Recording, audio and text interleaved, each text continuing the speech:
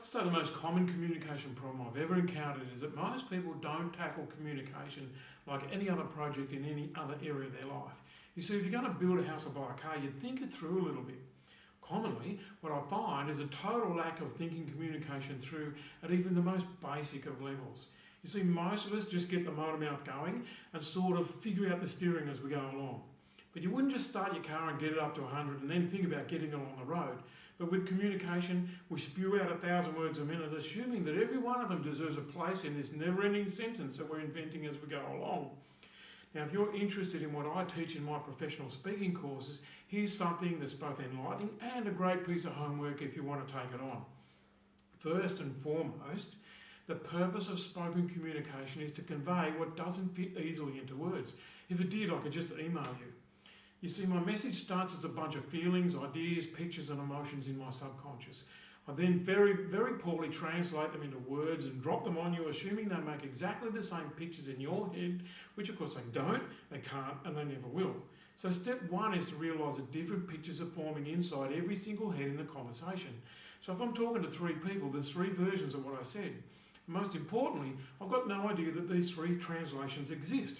Next, unbeknown to me, each of my 3 listeners is reacting to what they believe are the consequences of the things that they imagine that I've said. So it's not just 3 different stories about what I said. There's an almost infinite variety of reactions, even if they all came to the same conclusion about what I said. The ripped here and bust people have silently given themselves permission to proceed down a path I never mentioned.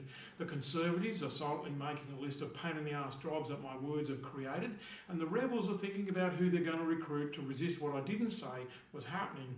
Then they go off and get on with what I didn't ask them to do before I ever said to do it, and in a way that is totally contrary to how I would have done it if I wanted it done, which of course I never said. If you'd like my hints on this subject, it's always worth taking the time to think about these concepts. Number 1, what's the purpose of your communication? What's got to happen? Is it just some sharing? Is it a request? Is it a cry for help? An update? Are you hoping for a change in behaviours? Number 2, what are the images or the feelings or the sensations or the pictures you're trying to describe? And what is the effect of those concepts? See, most of us assume that our listeners are going to react the same way as we would to any given situation, but usually they don't. Some people think their house burning down is a disaster, and others think it's a good opportunity to build something better.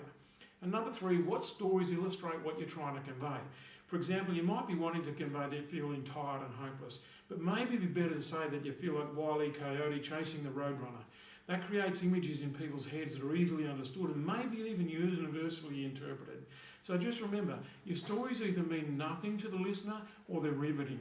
In one case, you've wasted 2 people's time, and at the same time, you've trained people to not listen to you. In the other case, you've become a master communicator. All it takes is a little thinking before you let those gorgeous lips of yours separate from each other.